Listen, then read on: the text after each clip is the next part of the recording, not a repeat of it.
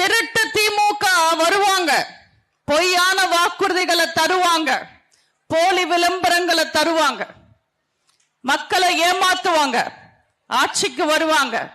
ஆட்சிக்கு வந்ததுக்கு அப்புறம் மக்களை பத்தி கவலைப்பட மாட்டாங்க. இன்னைக்கு தமிழ்நாட்டுல ஸ்டாலினோட குடும்பம் மட்டும்தான் நல்லா இருக்கு. தமிழ்நாட்டு மக்கள் எப்படி இருக்காங்க? தினம் தினம் நம்ம பேப்பர் பார்க்கும் போது, நியூஸ் படிக்கும் போது எவ்வளவு கஷ்டமா இருக்கு. இது நாடா இல்ல காடா, கேட்க நாதி இல்ல போடான்ற பாட்டு தான் ஞாபகத்துக்கு வருது.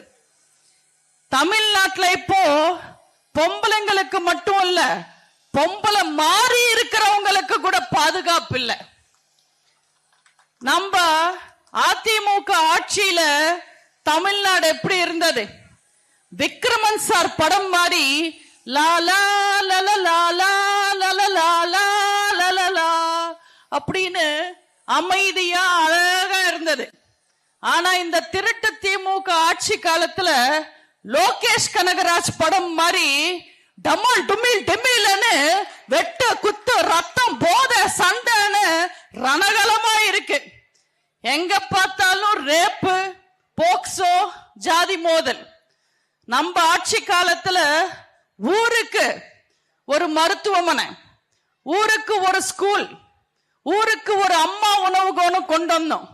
ஆனா இந்த திருட்டு திமுக ஆட்சியில தெருக்கு ஒரு போக்சோ, தெருக்கு ஒரு பாலியல் வன்கொடுமை, தெருக்கு ஒரு ஜாதி சண்டைன்னு நடக்குது. இப்படிப்பட்ட ஆட்சி தேவையா? திரும்புற பக்கம் எல்லாம் பெண்களை சூறையாடிக்கிட்டு இருக்காங்க திமுக. ஒரு பக்கம் பெண்கள், இன்னொரு பக்கம் தாழ்த்தப்பட்ட மக்கள். இவங்க ரெண்டு பேரையும் அடி அடி அடின்னு அடிக்குது திமுக. பெண்களை 1000 ரூபாய் கொடுத்து ஏமாத்துறாங்க. தலித் மக்களை திருமா கிட்ட இருந்து அறிக்கை விட வச்சு ஏமாத்துறாங்க.